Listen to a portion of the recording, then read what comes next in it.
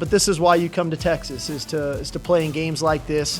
And to think this is the first time in the history of college football that Texas is going to play Michigan in the regular season is pretty awesome.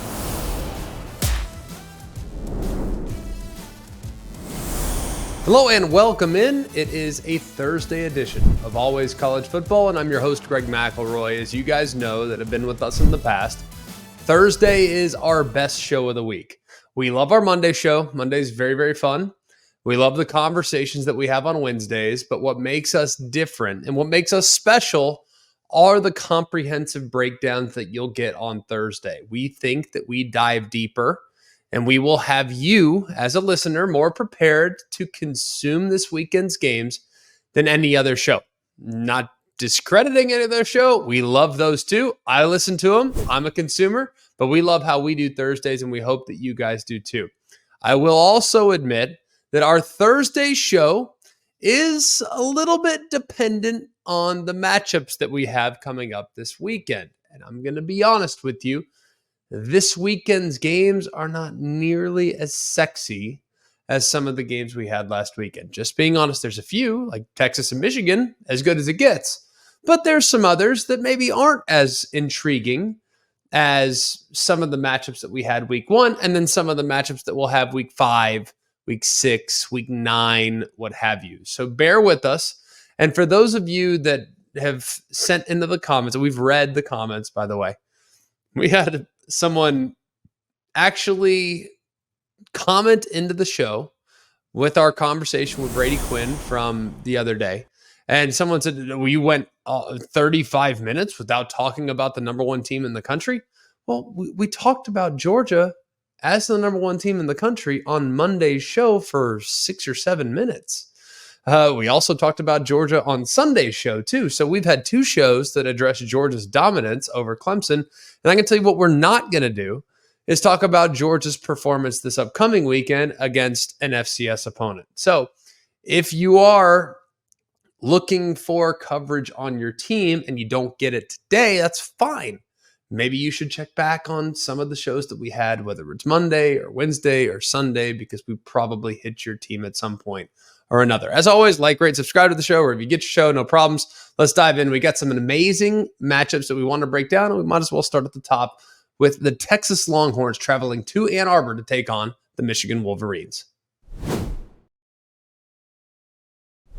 And what many thought was going to be a repeat of the national championship game from last January, Texas and Michigan square off, 12 Eastern on Fox. Both teams actually look quite a bit different than last year's playoff participants. The Wolverines, of course, had 13 players drafted. That was the most of any school. Jim Harbaugh then left to become the head coach of the San Diego. Don't say that. Los Angeles Chargers. And the Longhorns, of course, had 11 selected as well. So very different looking teams from where they were a year ago. Now, Texas is actually the first top 5 non-conference opponent to visit the Big House since 1991. I found that kind of interesting, right? 33 years since a top 5 non-conference opponent was there in Ann Arbor to take on Michigan. That was Florida State back in 91. They were ranked number 1, and they beat Michigan 51-31. So it's been a while, and the last time it was not good for the Michigan Wolverines. Let's go into the keys of the games. What are the question marks that we have when evaluating the matchup? Number 1, will Texas's new weapons be able to attack an elite secondary? Now, the Longhorns lost all of their receivers last year for the most part. Their top 5 wideouts from last season, gone. Did not slow them down at all in the season opener. It shouldn't. It was Colorado State. They went out and they attacked the portal. They went and got big-time transfers. And all 3 of their transfers looked pretty good in the opener. Isaiah Bond, transferred from Alabama, had a touchdown. Matthew Golden, transferred from Houston, had a couple touchdowns. And then Silas Bolden from Oregon State also added a score on his own. And what Sark has said this offseason, that this might be the most ideal scenario for his wide receiver corps. Look, their top 6 wide receivers, Bolden, Cook, Golden, Bond, DeAndre Moore and Ryan Wingo, they're all kind of interchangeable.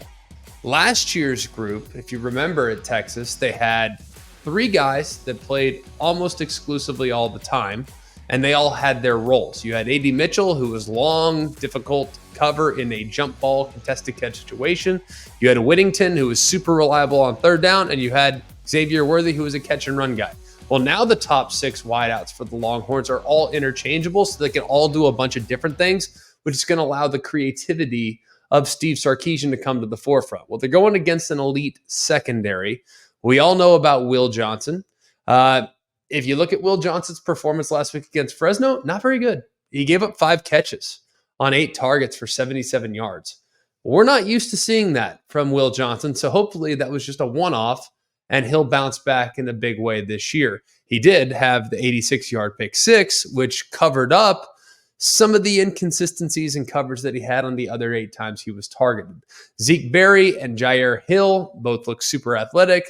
Berry had a first quarter interception that kind of flipped things in Michigan's favor early, and Hill allowed just 16 receiving yards on 5 targets in coverage. Now, the back end, everybody should be pretty good right there. They didn't allow much. Even though they had a bunch of covered snaps, there wasn't much given up through the air against Fresno State. That's a huge matchup. Wide receivers of Texas, secondary of the Michigan Wolverines. Question number 2. Will Michigan's passing game actually be a threat? Now, Davis Warren made his first career start for Michigan last week in the season opener.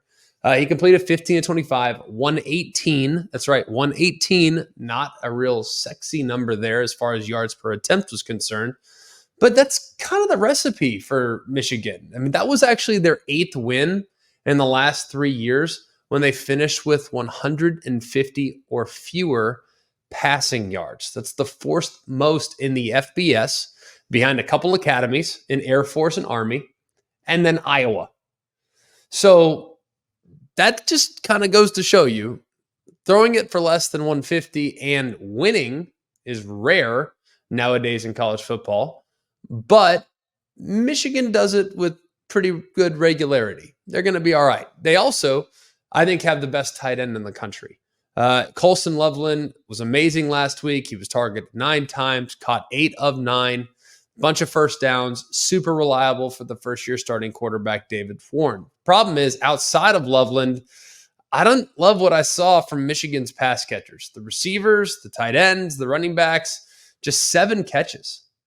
Just 7 catches on 18 attempts for 34 yards and 4 first downs. So it wasn't great. You did have the touchdown to Edwards, but man, when you look at the wideouts in particular, not great. It also was not great.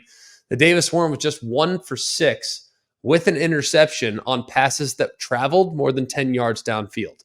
And the way you beat Texas last year was through the air because their secondary was vulnerable. Will they be this year? I don't know, but that was the way you attacked them a year ago. And if Michigan can't, will they be able to win the game? Let's go next to number 3. If they can't throw it, can Michigan run it? That's the question. Khalil Mullings did a great job last week. Awesome. Made a great pitch to become the number 1 overall running back. Looked a little bit more like Hassan Haskins than he did a 5th-year senior converted linebacker that he was. I mean, he was 15 for 92, averaged over 6 per carry, had a bunch of yards after contact. You also have Alex Orji, who you know is going to be a potential weapon in the run game, carry the ball 5 times for 32 yards. But I thought it was concerning to watch the offensive line for Michigan. Now, they had to replace their top 6 offensive linemen from last year, and they had to replace Blake Corum, their outstanding running back. And though the returnees along the O-line have experience, they didn't look very good against Fresno State. Lack of chemistry, looked like there was few lapses in communication that led to a really inefficient rushing attack, which I'm not used to seeing from Michigan. The offensive line, that was not a recognizable performance, and as a result, it snapped a pretty nice streak of 29 games with a touchdown run. That was the second longest active streak in the FBS entering the season behind Georgia, and it is now dead. And Texas last year was one of the best run defenses in the country. Now, both their defensive tackles are gone, but there were a bunch of players in the rotation, so it'll be interesting to see how they backfill some of those spots. And then finally, question number 4. How will Texas's offensive line hold up? Notice how I've talked about the Michigan O-line, the Texas O-line, receivers versus corners. Like, I think this is a line of scrimmage game, and then you have some individual matchups on the outside. Like, we're not talking a lot about what Quinn Ewers can do. We know what Quinn Ewers is. He's only going to be able to win the game if he has a great supporting cast that steps up against what I think is an excellent defense. Now, Michigan, they allowed just 9 rushing yards last week against Fresno. They were really good. And while you take some of the sacks out of the equation, you look at their front four, they're rock solid. Mason Graham, Kenneth Grant, God's honest truth, I didn't think they played very well last week, but I would expect them to be a whole lot better this week. A whole lot better, for sure. And their edge rushing duo of Josiah Stewart and Derek Moore, they look primed for a really nice year. They had some nice pressures off the edges, and I thought the opener was pretty decent. Now, new defense coordinator Wink Martindale, we know he wants to pressure. We know he wants to blitz. He was actually number 2 in the NFL last year in blitz rate. Against Fresno, they brought pressure, and I think that's going to be something to watch. The cat and mouse game between Texas's O-line and protection and Steve Sarkisian calling the plays against Wink Martindale and how much he decides to pressure. So I look at some of the trends in the game. Michigan is 4-0 against the spread, against top 10 teams dating back to last season. And Texas is the first time favored in a road game against a top 10 opponent since 2008. You know what game that was? That was the Texas Tech game where Michael Crabtree scored the game-winning touchdown with 1 second remaining. They were a 3.5-point favorite on that day. The under is hit in each of Texas's last 4 road games, and the under is 12-3-1 in Michigan home games since the start of 2022. Based on what I saw last week, I think Texas is ahead of Michigan at this point. I think the offensive line of Michigan's a concern. I think Texas's weapons will be able to create enough space, and I think the veteran play of Quinn Ewers gives Texas a slight advantage. He's won big games, and I think he can do so again on the road in what should be a hostile environment. I like the Texas Longhorns. Matchup number 2. Arkansas at Oklahoma State. This will be 12 o'clock Eastern time on ABC. These two schools are separated by less than 200 miles, but they haven't played since 1980. So pretty close in proximity, but not a lot of history between the two. The last time they played, Arkansas won the game. They've actually won 5 straight in the series, and they lead the all-time series 30-15-1. However, in Stillwater, where this game's going to be played, they're just 4-4-1. So, going to be interesting. Can the Hogs go on the road and get it done against the Pokes? Question number 1. Is Talon Green for real? Talon Green's the new quarterback for Arkansas, transferred over from Boise State and looked really, really solid at times last week, albeit against lower-level competition. There's a little bit of a shaky start. It was just 6 of 11 for 70 yards there in the first quarter. Missed a couple easy throws, including what I thought would have been a touchdown on the first play of the game. But the second quarter, he really settled in. Totally different story.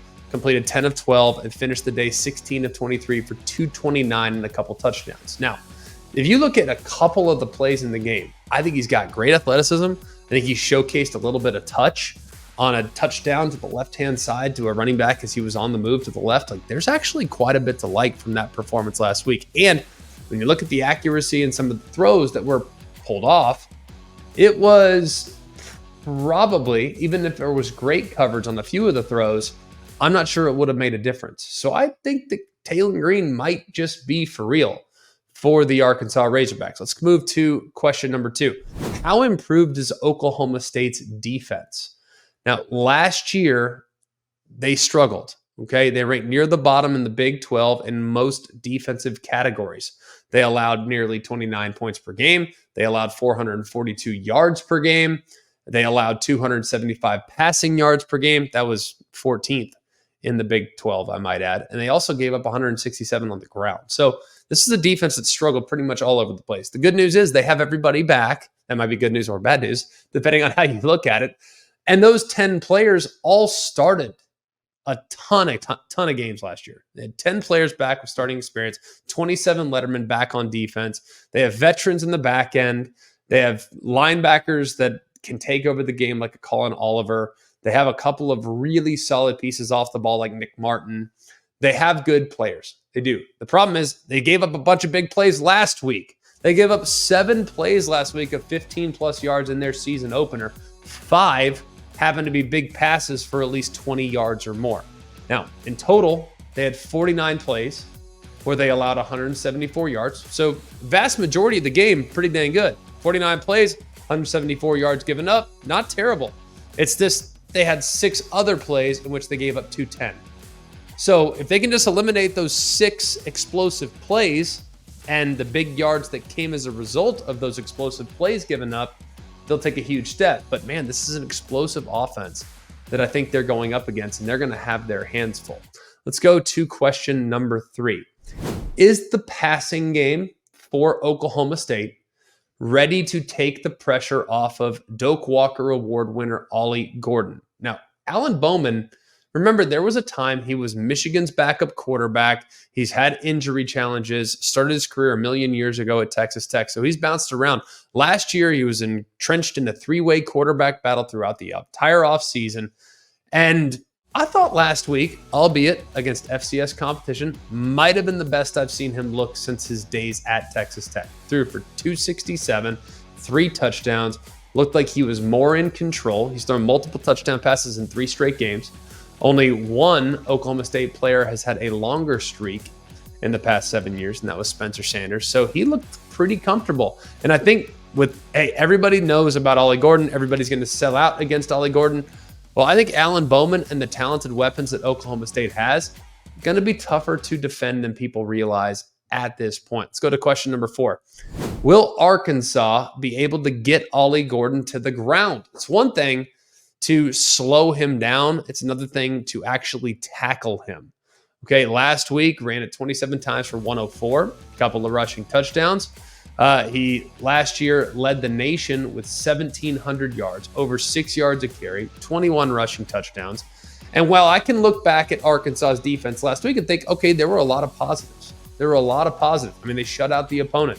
There's a lot of things to feel good about. They also missed a bunch of tackles when you watch them last week. And when you watch Ollie Gordon, he made a lot of guys miss last week, albeit South Dakota State, albeit Arkansas, Pine Bluff, Golden Lions, but a lot of tackles were forced to be missed by Ollie Gordon, and a lot of tackles were missed by the Arkansas defense. Now, if they don't tackle better, that's going to be a huge problem. And the defensive line for Arkansas, super disruptive. They did a pretty good job last week in being disrupted behind the opponent's line of scrimmage, but this is a different animal that they're dealing with this week, an experienced offensive line and a super experienced running back that is tough to get to the ground. A couple trends in the game. Arkansas is 4-0 against the spread as a road underdog since the start of last season. Only UNLV has a better record over that span. Oklahoma State, the under has hit in 4 straight games against SEC opponents. I'm taking Oklahoma State, but it's going to be tight. Like I said, I think this game comes down to the wire. But ultimately, I think the experience on Oklahoma State's team, both offensively and defensively, in addition to the home field, gives them a slight edge in what I think is an outstanding matchup. Matchup number 3, South Carolina traveling to Lexington, Kentucky. I'll be on the call alongside Sean McDonough and Molly McGrath at 3:30 Eastern Time on ABC. Saturday's the 36th all-time meeting between these two programs on the field. They first met back in 1937. So there's some history here between these two programs. The Gamecocks have won the last 2 meetings, but they lost 7 straight against Kentucky from 2014 through 2021. And South Carolina is 2-10 in SEC road games under Shane Beamer, including having lost 5 straight. Both their wins actually came back in 2022. Question number 1. Has Kentucky addressed their defensive woes from the home stretch last year? From October on, last year, Kentucky allowed 30 points in a game 6 times.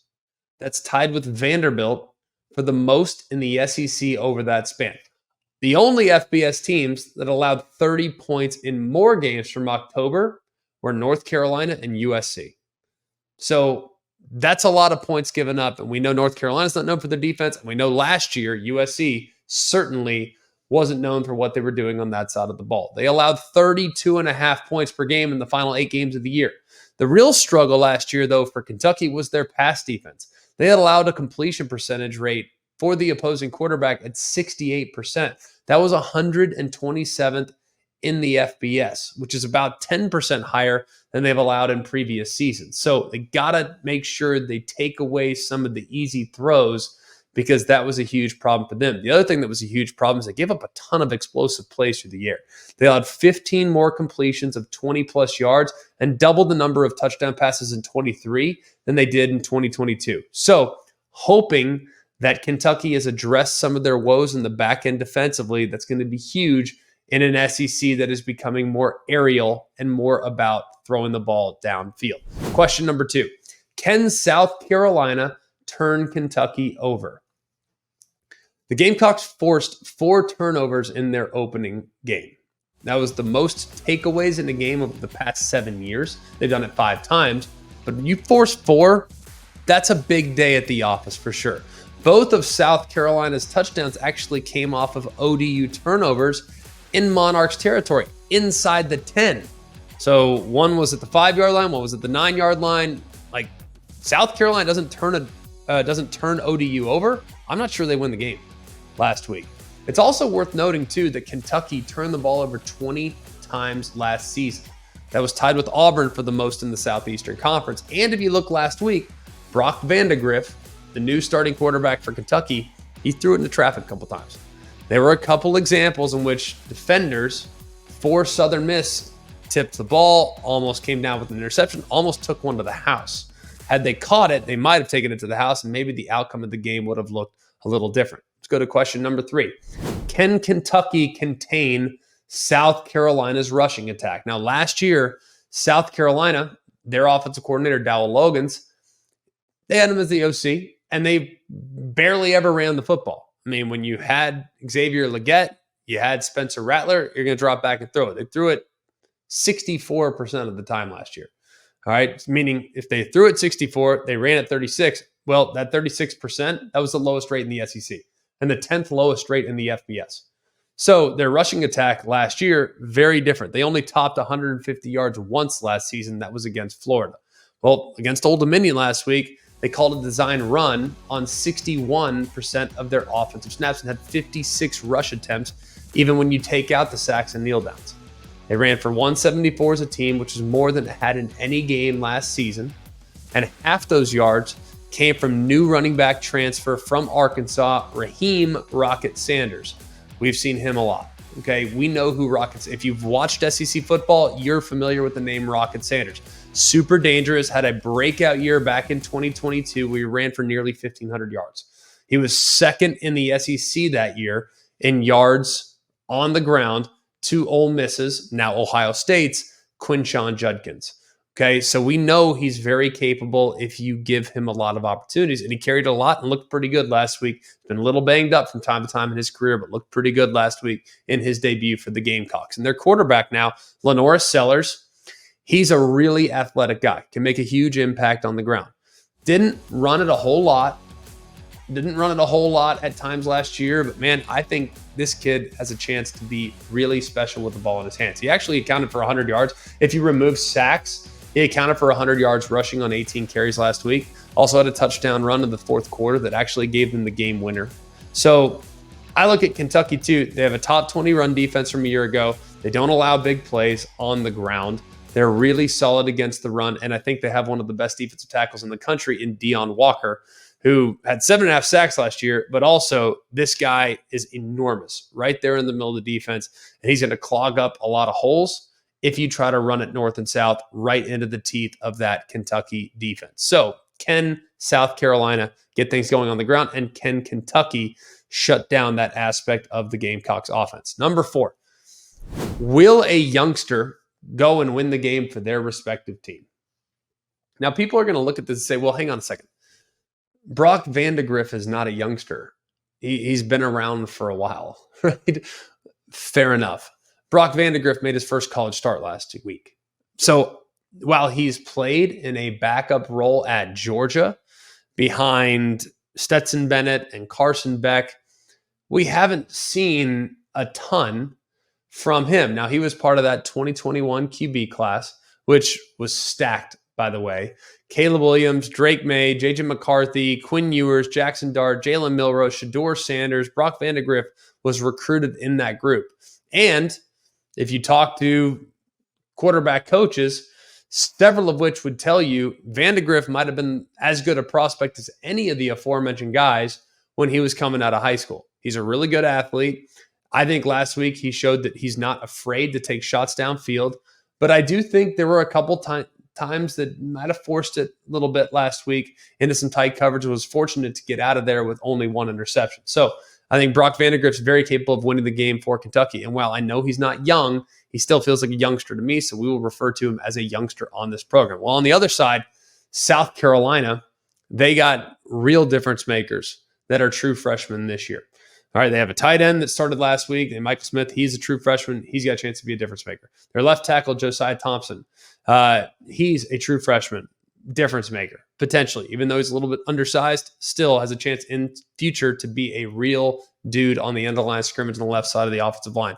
But the guy that made the biggest leap last week was Dylan Stewart, one of the highest rated recruits to sign with the Gamecocks back in the ESPN 300 era. Well, he's also their highest rated signee from outside the state of South Carolina. And he came in and his presence was felt immediately. I think without him, they don't win the game last week. Sack fumble that gave him the opportunity inside the opponent's 10 to go and score the game-winning touchdown. So Dylan Stewart is a guy that could take the game over there at defensive end. So remember that name if you're watching at home. And then finally, question number 5, will a special teams play turn the tables here? I feel like every time I do a South Carolina breakdown, I am remiss if I don't at least mention special teams. It is Shane Beamer after all. And since 2021, they've blocked 15 kicks. That's number 1 in college football. They've hit 91% of their field goals. That's number 1 in college football. And their special teams efficiency was 9th in the sport here in the last 4 years. So all that being considered, be careful when you're playing against South Carolina. There might be a trick up Shane Beamer's sleeve because that's how his dad won a lot of games at Virginia Tech, and that's how he's trying to win a lot of games at South Carolina. A couple trends in the game. South Carolina is 4-1 against the spread. In their last 5 games is a double-digit underdog, including 2 outright wins. Both came 2 years ago. One was against Tennessee. They won that game 63-38, and they also beat Clemson. Consecutive weeks beat Tennessee and Clemson. And the under has hit in 8 of the last 9 meetings between these two teams. I'm not going to pick it, but I look forward to you joining us on the call with Sean McDonough and Mullen McGrath at 3:30 Eastern on ABC. Moving into the nightcap now, Tennessee Volunteers against NC State. This is 7:30 p.m. Eastern time on ABC. Tennessee is 8-8 against ranked opponents since Josh Heupel became the head coach back in 2021. The Volunteers, by the way, just to keep perspective, 8-8 is what they've been the last few years. Well, from 2008 through 2020, they were just 9-52 against ranked opponents. So I would say a slight improvement since Josh Heupel's arrival there on Rocky Top. Since 2022, the SEC is 14-12 against ACC teams, but in that span, the SEC is actually 5-1 in ranked versus ranked matchups. The ACC team that beat the SEC team in a ranked versus ranked was Florida State beating LSU last year in the season opener. So just something to be mindful of. The SEC and the ACC been very evenly split, but when you take the best SEC and the best ACC, it's leaned slightly in favor of the Southeastern Conference team. Let's get down to the keys of the game and the questions we have. Question number 1, who will dictate the tempo of the game? These two teams could not be any more different when it comes to using tempo. Since 2021, Tennessee is averaging about 26.2 seconds from snap to snap. That is the fastest pace in the FBS in that span. They led the FBS last year, by the way. They were slightly faster last year than they've been over the course of the last 4 years at 25.8 seconds. So 26.2, if you average it out since Heupel's arrival, well, they were faster than that last year at 25.8. Their average time of possession, not great.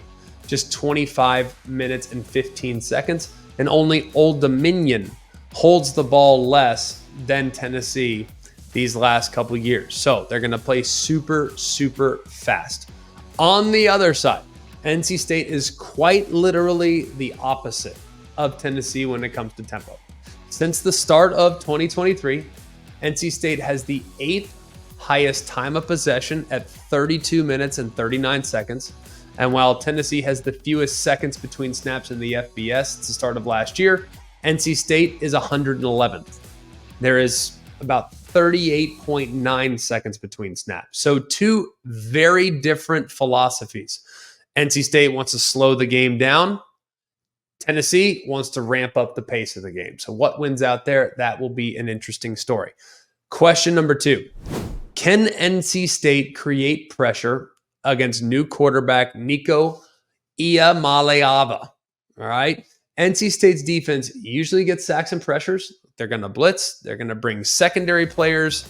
They're going to be aggressive. Tony Gibson is their defensive coordinator. And since 2019, they're going to have a 3-down defensive line. All right, they're going to have 3 guys on the field that play defensive line. And they're going to have pressures coming from pretty much everywhere. All right, the Wolfpack last week had just 2 sacks. And 1 was on the last play of the game. Now, NC State cannot allow Nico to just stand back in the pocket with time and survey. The other thing that I think's interesting, so cover 0, just diving in, just so you guys understand, cover 0 is an all-out blitz. Like cover 0 means I'm bringing the house. So we can say cover 2, there's 2 safeties. Cover 1, there's 1 safety. Cover 3, there's a safety in the middle, but there's 3 deep players, all right? When you hear cover 0, what does that probably mean? It means there's no safeties deep. Everyone's in man coverage across the board, and nobody ran more cover 0 than NC State last year. They ran it about 13% of the time, which is an insanely high number, I might add. Now, what we do know is that Nico's crazy talented. He's got a ton of ability. He's athletic. He's accurate. He's got a big arm, but he has yet to experience a lot of pressure in the pocket. He has just 9 career attempts against pressure. He's 3 for 9 with a 22% off-target percentage. So, I mean, my count, he's had 2 throws that were off target. He's completed 3 and 4 that are unaccounted for. He's had 11 career attempts versus blitz. That's one I found a little bit more surprising. 2 starts, you've only faced 11, or you've only thrown it against 11 blitzes in your career? That's crazy. Well, he's 4 of 11 with an off-target percentage of 36.4%. So Nico hasn't been pressured much, but the small sample size that we do have of him against pressure has not been good. So we'll see how he handles it. I'm sure they're going to have a plan to neutralize that pressure. And when they see those cover 0 looks that NC State runs with pretty decent regularity, expect Josh Heupel and company to have a plan. Question number 3. How will Tennessee spread the football? Okay, because this is a question for me. I really like the cover guys that NC State has. I think they have good personnel in the back end, good personnel on the perimeter. But I think Tennessee's receivers have a chance to be excellent. I mean, elite. You got Squirrel White, super proven commodity. We know what he is. He's always been great. You got Brew McCoy, who was hurt last year, limited to just 5 games, but was very effective back in 22 as a tertiary receiver. Now he's really more in the forefront of what they're trying to become offensively. You have Deontay Thornton, who's 6'5", 214 pounds, who's got a ton of vertical speed and had 3 catches for 105 yards against Tennessee Chat last week. Did miss some time last year with an injury. And then the last guy, and NC State fans might remember this name, is junior tight end Holden Stays. He transferred over from Notre Dame, and he had a huge game against NC State last year. He had 4 catches for 115 yards and a couple touchdowns against NC State in week 2 of last season. So how will Tennessee spread the ball around? Because I think they have weapons. You know they're going to still try to run the football. But I think what's the distribution look like? That's something I've been fascinated by really from the beginning of the offseason. Question number 4. Can Grayson McCall and NC State stay on schedule? Now, NC State went out into the portal and they said, all right, we need a guy with experience. We're going to get Grayson McCall from Coastal Carolina. He started 40 games, threw for over 10,000 yards in his career. He's fourth among active FBS player in yards gained at the FBS level. Well, here's the problem. I don't think Grayson McCall has ever seen a pass rush that he's going to see in this game. We're all very familiar with James Pierce and just how disruptive and dynamic he can be on the edge. But Tennessee, really across the board, they don't have a lot of weak links along their defensive line. It's one of the best groups you'll find in college football. They have depth, they have athleticism, they have versatility, they have guys that can play inside and out, and they have a lot of ways to create pressure. They have the 10th best pressure rate in the FBS. They also had 42 sacks last year. That's pretty ridiculous. Also 10th. And 31% of the run plays against them go for 0 or negative yards. That's the 8th best in the FBS. So if you think they can just rush the passer, that's not necessarily true. They also are really good against the run and create a lot of havoc along the offensive line. So can Grayson McCall and NC State stay on schedule and avoid the negative plays? Because the negative plays, if they don't block them and Grayson McCall is not decisive, they could add up, and that will set up very difficult 3rd and 4th downs, which takes us to our next point. Question number 5. Can NC State be more efficient on 3rd and 4th down? Now, I am of the belief that field goals will not win this game for NC State. They're going to have to score touchdowns. Like, you go into the red zone, Tennessee forces you to kick a field goal. Tennessee's going to run off the field feeling great about what was just accomplished. And vice versa, frankly, but more so knowing that Tennessee is far more equipped to win a shootout because of their tempo and their personnel offensively than NC State. I think NC State's a little bit more of a grinded out type of team, and that's going to be how they want to live. So I think when you look for it, they're going to have to be pretty opportunistic. When it gets to 3rd down, especially in plus territory, you got to already be thinking about what might be coming on 4th down. And last week, they were stopped on 4th and short a couple times against Western Carolina. Now, they did convert once, but that's not ideal. And while I think most people would think we'll take the points in those scenarios, taking the points against Tennessee, I don't think is a winning recipe. I think you have to be aggressive. So senior running back Jordan Waters, I wouldn't be surprised to see him get the ball on 3rd and 5s, 3rd and 6s to make 4th down more manageable. That's how I would approach it, and that's how I think Dave Doran should approach it here, knowing that this is going to be a game that's going to be decided by touchdowns, not field goals. And I think Tennessee might have the inside track as far as personnel. A couple trends in the game. Tennessee is 10-1 against the spread in non-conference games since 2022. That includes 4 straight covers. And Tennessee also, they're 1-4 straight up and against the spread in their last 5 games against ranked opponents. So 2 very different numbers there. Not great against the spread in the last 5 games against ranked opponents, but pretty good against non-conference opponents against the spread. So take it for what you will. Use that information wisely. I'm taking the Tennessee Volunteers here. I think they have a little more firepower, and I think that they will avoid a costly mistake. And really, I think it's the pass rush of Tennessee that's going to ultimately win them this game. We're going to talk about Nico. We're talking about the weapons. I think it's the pass rush of Tennessee and the experience that they have at that group and the versatility they have at that group that ultimately tips the scales in their favor. Colorado at Nebraska. This game is 7:30 p.m. Eastern time on NBC and Peacock. I'm excited about this game. I'm really excited about this game. So let's dive in. All right. Will Colorado's passing attack continue to manufacture big plays? That's question number 1. Including last week's win, Shedeur Sanders has thrown for 400 plus yards and 4 plus touchdowns in 3 games since last year. That's the most of anybody in the entire sport. Okay. That's pretty amazing. Colorado has had just 3 performances from quarterbacks between 96 and 2022. Well, Sanders has 3 by himself just in the last year and change. All right. He is awesome. And his 3 career 400-yard passing games are the second most in school history. So something tells me, just a hunch, he's probably going to eclipse the school record at some point this year. You can't do it by yourself, though. And I think everybody knows about Travis Hunter. Travis Hunter's amazing. 3 touchdowns last week. Tremendous versatility. Incredible on both sides of the ball. Unbelievable ball skills. Tracks it in the air. Run after the catch. Like, There's not a whole lot that you could possibly want that Travis Hunter doesn't give you on a week-to-week basis. He's amazing. But the guy that's really underappreciated nationally is Jimmy Horn. Had 198 receiving yards during last week's win. That was, I thought, a terrific performance. It was actually the third most of any Buff has had in a season opener over the last 25 years. So Jimmy Horn is a guy that, while, hey, you might want to put a lot of attention on Travis Hunter, understandably so, don't sleep on this guy Jimmy Horn either, because he could take over the game as well and showcase the ability to do that last week. The Colorado had 17 plays last week that went for 10 plus yards.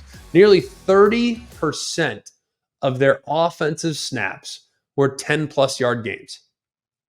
That's a ridiculous clip. You want to make things even more ridiculous for a moment? 27% of their completions last week went for 20 plus yards. That's amazing. Absolutely amazing. And they're going up against a defense that, while Nebraska is excellent defensively, most of their statistical dominance came against the run. They're really good against the run last year. One area where they kind of struggled to an extent was giving up an awful lot of yards through the air. If you were to take their offensive yardage given up by their defense, 70% of the yards given up were through the air. That was 128th in college football. Let's go to question number 2. Is Colorado's offensive line actually better? I mean, this is still, and I might not even know the answer to this after this game. I really might not. It might be a work in progress, because offensive lines, they take a long time to create chemistry and continuity. It's understandable. So if they don't look very good in this game, I don't think that doesn't mean they're not better. They might still be better and not look good in this game, but by season's end, maybe they'll develop into a strength. That'd be an amazing revelation there in Boulder, Colorado. All right, so is Colorado's O-line actually better? Now, Colorado's passers last year were sacked 56 times. All right, Shedeur Sanders got sacked 52 times. All right, that was the second most in college football last year. Old Dominion had the most at 61. Now, it's kind of crazy, but last week against a pretty good, what I think is a pretty good defensive line, they give up just 1 sack. And that is massive progress. Massive progress from a year ago. Here's the problem. Nebraska is a group that's pretty good rushing the passer. They had 32 sacks last year, top 40 in the country. Ironically, though, Nebraska actually recorded 8 sacks against Colorado last year. So 25% of Nebraska's sack totals came against Colorado last year. So was Nebraska actually good rushing the passer, or was Colorado just that bad? I really don't know the answer to that. Maybe we'll find out this weekend when they take to the field. Question number 3. Nebraska absolutely has to run the football. Will they? No. Nebraska, I think it would be very beneficial to their prospects if they can turn this game somehow into an old school slugfest line of scrimmage game. I think it would be in their best interest to absolutely pound the football as often as they can. Not so much because it's going to be crazy effective, because based on what I saw last week, Colorado looked like they're better against the run. Last year, they gave up 4.67 yards per carry on defense. Last week, they allowed just 3.65. That is a full yard better on yards per carry given up by Colorado's defense, albeit just 1 week, but still pretty dang good. But the big reason why I think Nebraska would be benefited by trying to run the football is because it keeps the opposing offense off the field. I think Nebraska needs to play keep away, slow the game down, keep the ball out of Shedeur Sanders' hands, keep the ball out of the offensive weapons' hands, and continue to play complementary football. I think it's the best path for Nebraska to victory. Question number 4. Did you really think I was going to do a breakdown of this game and not talk about both quarterbacks? We already kind of hit on what Shedeur Sanders can do, so we'll move to the other side. Is Dylan Raiola ready for the spotlight?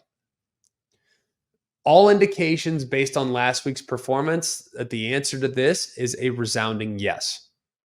And like I just alluded to a moment ago, Nebraska fans, let's be real. Nebraska fans are going to want to see Dylan Raiola drop back and throw the ball 60 times. I don't think that's in their best interest, but he's an exciting player. Feels like he's the best they've had at that position in quite a while. He's in a great position. Based on 1 week, he's in a great position to be the best they've had in a long time. So I'm super optimistic by what I saw from this young man. But this is a whole nother level of competition. This is a significant step up. And the athleticism that he's going to be facing off against is at a whole new level. And I think he's ready for it. Based on what I saw in a 2-minute operation last week, sitting there, end of half, he threads the needle, clearly developed a rapport with Isaiah Nayor. I'm really encouraged by what I've seen from Dylan Raiola. But this might require a 2-minute drive at the end of game. And if this thing does become a shootout, which it very well may, is he capable of leading a 2-minute drive to go win the game? Like, we've seen Shedeur Sanders do this. We saw him do it last year against Colorado State. Right down the field, boom, touchdown, they won the game in overtime. Now is Dylan Raiola's turn. And if he gets that opportunity, will he seize it the way the guy on the other side of the field has done in his career? Question number 5. Like all Nebraska games, will turnovers tell the story? Now, if you look last year at Nebraska, the quarterback position in particular, 31 turnovers offensively. They had 3 turnovers in this game last year from Jeff Sims, their quarterback. I mean, there was a spot in the game last year. It was 13-7 in the third quarter. Colorado was winning the game, but it was close. And then ultimately, Nebraska couldn't get out of their own way. They were turning the ball over, felt like almost on every possession. I think they had 4 turnovers in the game, 3 by the quarterback. Like, it was awful. Really, really frustrating to watch if you were a fan of the Huskers. They have to absolutely hold on to the ball at all costs.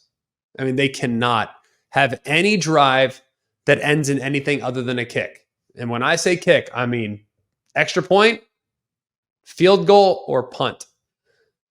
Now, they clearly made it a huge priority all offseason. Matt Rule and his staff talked a lot about it, no doubt about it. They finished last week, +1 on the turnover margin. That's a good start, but now things elevate to a whole new level on Saturday when they're playing against Colorado. A couple trends in the game. Colorado's 6-1 against the spread as a 7-point underdog since last season.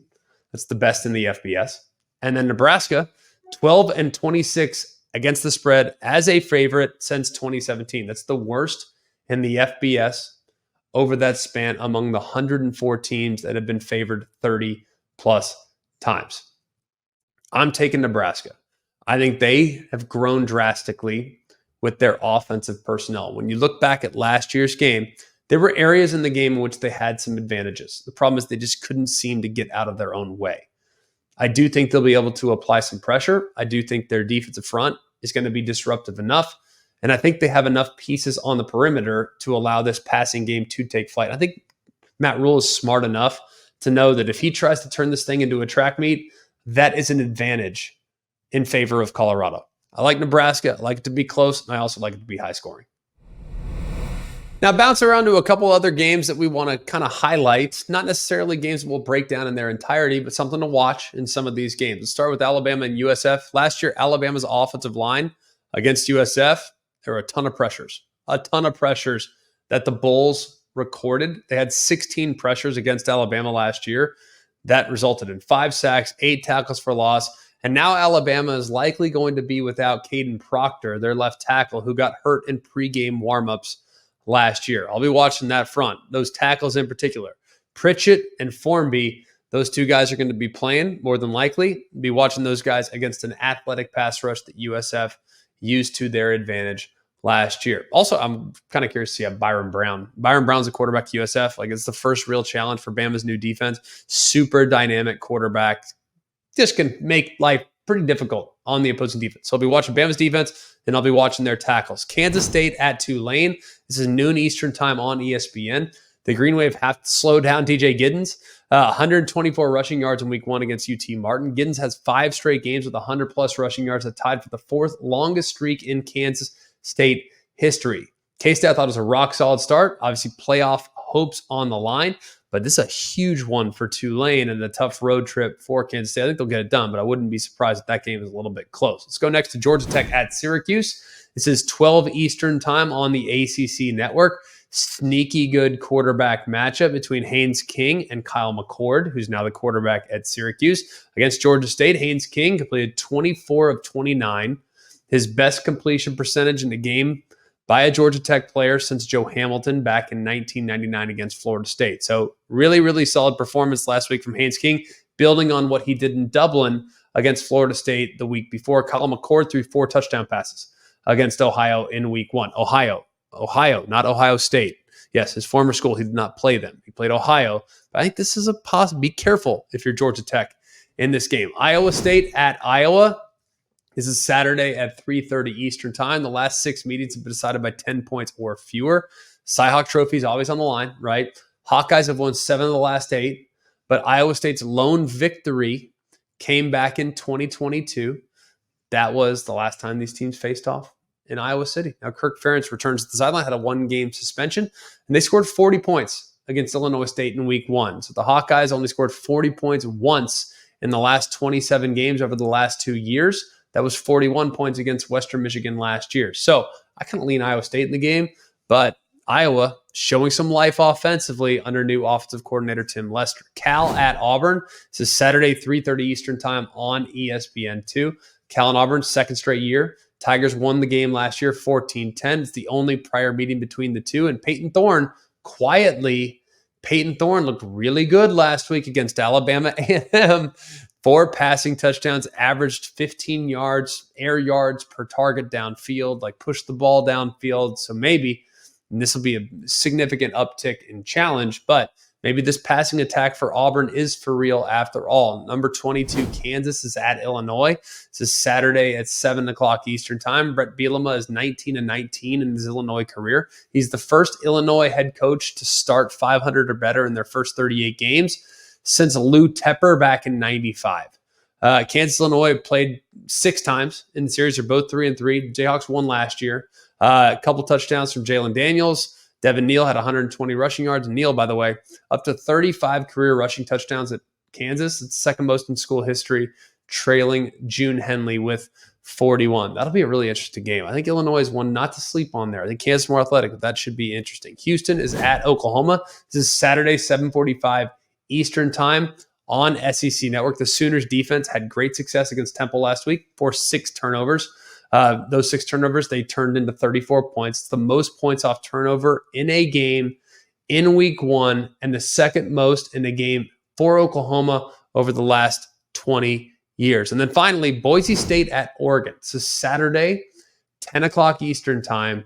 Boise, you realize this, has never lost to Oregon. Never. They are 3-0 in their history against the Oregon Ducks. I would not have guessed that, by the way. I don't know if you had that one or if you knew that one, but I would not have guessed that whatsoever. And the Broncos, they're led by Ashton Ginty, who had 6 touchdowns against Georgia Southern, the most in a game in Mountain West history.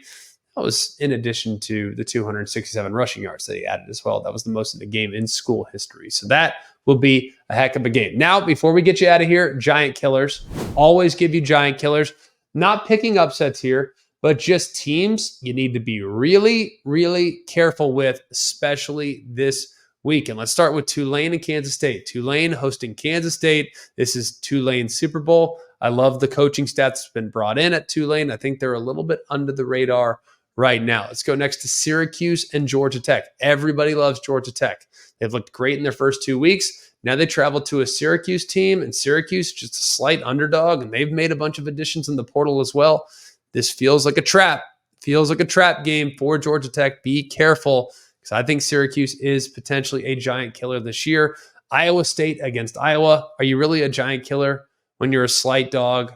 Well, kind of, especially when you're on the road against a team that just scored 40 points for the first time in quite a while. Iowa appears to be better, but Iowa State, ton of production back, ton of great players that contributed to last year's team. I think they're well positioned for a sneaky good run this year. And then finally, Arkansas against Oklahoma State.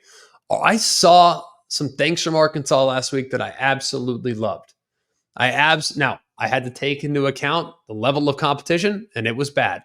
but there was a lot to like about some of the performances that we saw from the Razorbacks last week. So those are our giant killers: Tulane, Syracuse, Iowa State, and Arkansas. That'll do it for us here at Always College Football.